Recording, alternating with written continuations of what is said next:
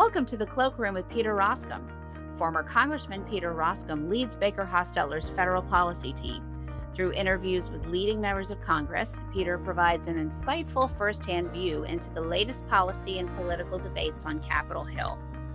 In today's episode, Peter is joined at the 37th Annual Legislative Seminar in Washington by his Baker Hostetler colleague, former Congressman Heath Shuler, and Congressman Ted Lieu, a Democrat from California.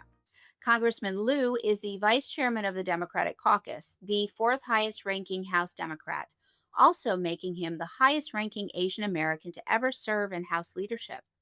First elected in 2014, Lieu is a leading policy voice on artificial intelligence, climate change, and civil liberties.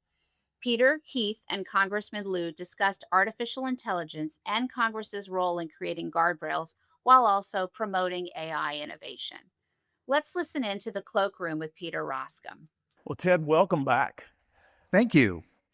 I think we were trying to figure out, it was either 3 or 4 or 5 years ago when you first came and we were over at the other hotel. And you started talking about AI. And you made one statement. You said, well, how many of you use AI? And there was only a couple of people even raised their hand in the room. And you said, well, just wait.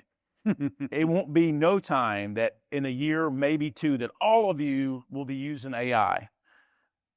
And you were right. I mean, I don't do anything without AI anymore. I mean, it literally is to the point where I no longer Google search, I AI search. And so you gave us a real insight. It was what was going on in the world of AI. So my first question, I want you to give us a real insight as it relates, not to AI, because there's several questions going to relate to that, but give us the insight that's really going to happen within the in the party. You're number 4 currently now. If the Democrats win, you'll move up. How is the party going to balance the difference between just being anti-Trump? And then the other is, kind of this pinned up policy just to feel that we've got to get something passed that hopefully, even though it kind of falls and dies either in the Senate or with the presidency, how are you guys going to balance that as a leader now of the Democratic Party? Well, so thank you, Heath and Peter, for moderating this discussion. Thank you for that question. Democrats are going to do what we're telling the American people we're going to do, which is going to try to lower costs when we take control of the House. So I imagine some of the first bills we'll pass are going to reverse the largest cuts to Medicaid in U.S. history, reverse to cuts to the Medicare because of the way the Republicans wrote the reconciliation bill, and then to put in ACA tax credits. That's different than what our committees might be doing. And so Judiciary Committee, in which I sit, the Oversight Committee, we're all going to get subpoena power. I imagine we will subpoena administration witnesses and ask questions that the American people would want us to ask. Ted, what's your sense? Let's get into AI, because now I feel like first-time caller, long-time listener. You know what I mean? Like you've been talking about this and a little bit of voice in the wilderness, giving us an over-the-horizon perspective, like Heath said a couple years ago. Walk us through sort of your sense of this pressure, the inherent conflict of data centers and the need for this just massive amounts of power and a reluctance and where the country is. Like, nobody's wild about the data centers. I've not seen polling, but you can just tell, like, it's not popular. And yet there's an inevitable feel to this, like it's coming. And so where do you think this lands, and what are lanes that people should be understanding? Because there is an inevitable feel to it. We are going to need breathtaking amounts of energy. How does this get sorted out in your view? Sure. Now, I was appointed as a co-chair of the Democratic Commission on AI and the Innovation Economy, along with Valerie Fouché and Josh Gottheimer. So let me explain why Leader Jeffries created this commission. Because we took a look at the strategy from the White House and Republican leadership, and basically what we saw is an attempt to suppress legislation at the state level and then fail to do so, a direct suppression of legislation at the federal level related to AI, And that's caused two things to happen. One is immense backlash from the public. And two, the industry is now being regulated by like 27 states on AI. Exactly the opposite of what the administration and Republicans were trying to avoid. And so we looked at it and said, that's just a really stupid way of doing this. So we're going to come up with a framework to deliver to Leader Jeffries by the end of the year. We're meeting with all stakeholders as to what would Democrats do when we're in control. And one of the issues we will focus on is data centers. And right now, you see a lot of opposition to data centers, both from Republicans and Democrats. They do use a lot of energy. They use some water. And I think it's more, for a lot of folks, a symbol of their fear of AI. The AI is going to take away their jobs. And because data centers are approved at a local level, it's something that constituents can go to and express how they feel. And I think that's why you're seeing a lot of this happening, because there's all these meetings at city councils and local jurisdictions where constituents realize, oh, I could actually take action 3 weeks from now on this issue, and they go ahead and take action. So I think we have to at least hold harmless the communities in which a data center appears. Some of the AI companies have said they will do that. They will pay more for that data center. But overall, you're just going to need more energy, because it's not just one data center in a community. It's lots of data centers and lots of communities that's going to drive up energy costs. And it's just a simple supply and demand curve.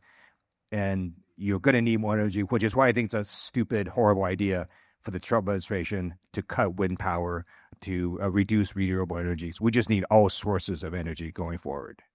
The IP lawyers in our practice are interested in where intellectual property, the consumption of IP by these models, how does that get navigated? And, my wife Elizabeth and I have a friend who's a young author who found that his published work was being, taken up. He successfully sued as part of a group, but this is got to be an ongoing battle. How is there a role for Congress? How do you view this? Because last time, just to give you a confidence that we listen when you say things, you laid out, look, there's some areas of concern. You said, I'm concerned with AI that discriminates against people, where it gets cooked in so deep it becomes a fait accompli. You were concerned about AI making decisions in military firing exercises. You were particularly concerned about AI as it relates to moving things that can kill us. That's all intuitive. This new IP thing, which is new for me, it's not new for people that have been in this issue, but it's like, are they just getting ripped off? And is there a compensation structure or something that is contemplated? What do you think? First off, I'm super impressed you remembered some of those points. So that's pretty cool. But I did manage to pass last term on a bipartisan basis a law that basically says we're never going to let AI launch a nuclear weapon by itself. There's got to be meaningful human control. So my first view is let's not have AI kill us all. Now, just because AI is going to kill us all doesn't mean it couldn't cause harm. And one of the ways it can cause harm is to essentially steal from creators and to steal intellectual property. There's a series of lawsuits happening right now. They're moving through the court systems. I think what Congress is going to do is we're just going to wait a little bit and just see what happens in these court cases and how it shakes out. And then I imagine we might do some legislation next term, depending on what the court cases say. Some companies have already engaged in settlements. So Anthropic actually did engage in a settlement with a number of creators. And so we'll see what the industry by itself does as well. But this is an area that's very fast moving, and you've got litigation ongoing. And so I think Congress will wait a little bit, and then we're going to try and fix it if there's some glaring holes and errors. Okay. So the U.S. has been leading in the technology sector for quite some time. Are we losing the AI battle to China? Well, we're clearly still the most advanced in terms of AI chips. And so you do need advanced AI chips on a mass scale to train these large language models. And as of now, there's still essentially a formula that shows the bigger the compute power you have, the smarter your model is going to be. And as long as that holds true, you're just going to get more and more demand for more and more advanced chips at a higher scale. So we lead China in AI chips, which is why there is bipartisan opposition to selling advanced AI chips to China. It is not clear to a number of Republicans and Democrats in Congress why the administration will want to do this. Now, in terms of the software part of it, we still lead in the closed systems models. So Anthropic and ChatGPT, their most advanced models are better than Chinese models. But there's a lot of literature saying the open source models, the Chinese have a better job in terms of doing open source models, such as DeepSeek. So we're still ahead, but in terms of open source models, I think China is ahead of the U.S. I'm super sensitive to your time because I know you gotta bang the gavel and go. Can you just go back and I may have missed it when you were talking about this preemption dynamic and that you got these 20 plus states that are regulating. How does that get recalled? Or are you contemplating a preemption model that says, look, we're just going to figure this out, and we can't have, we don't have 50 states telling people how they can, manufacture drugs. We have one standard, et cetera. Is that where we need to go? So I'll give you two models to think of. One is if there's a strong federal standard on topic A, then I think it would not be unreasonable to have preemption on topic A. What the White House is trying to do is saying, we're going to do some legislation on topics A, B, and C, which is all fine. And then we're going to preempt topics C through Z. That is a problem. That is, I believe, something that's not going to pass Congress. So one way is just to sort of have specific preemption when there's specific federal standards in a specific area. The other model to think about is we can do preemption where it is a floor, not a ceiling, have it much broader. Now, you may want to ask, well, why would we do that? Well, because once the federal government sets a standard, a lot of states are like, oh, why would we legislate here? The federal government's got it. So HIPAA is an example. When HIPAA passed, a lot of states said, well, why would we mess around with this law? It looks pretty good.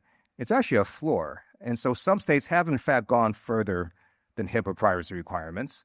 Not a lot. And that's actually helped industry. It's helped patients and so on. So there will be another model, because if, let's say, the federal government comes in with strong testing disclosure standards for frontier AI models, and that's a floor, a lot of states are going to go, well, you already did it. Why would we mess around with this? And then it's also easier for governors and state legislators to say, why would we engage on this issue? Let's go do something else. Thank you for coming over. I know your morning is jumbled, and you've come and you've shoehorned us in on a super busy day, and you're going to go at 11 o'clock solve the world's problems. So thank you for coming, Congressman Ted Lieu. Thank you. Thank you, Peter Heath and Congressman Lieu. If you have any questions for Peter, his full contact information is in the show notes. As always, thanks for listening to Baker Hosts and the Cloakroom with Peter Roskam. Comments heard on Baker Hosts are for informational purposes and should not be construed as legal advice regarding any specific facts or circumstances. Listeners should not act upon the information provided on Baker Hosts without first consulting with the lawyer directly.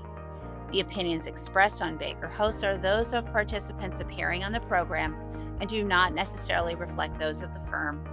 For more information about our practices and experience, please visit bakerlaw.com.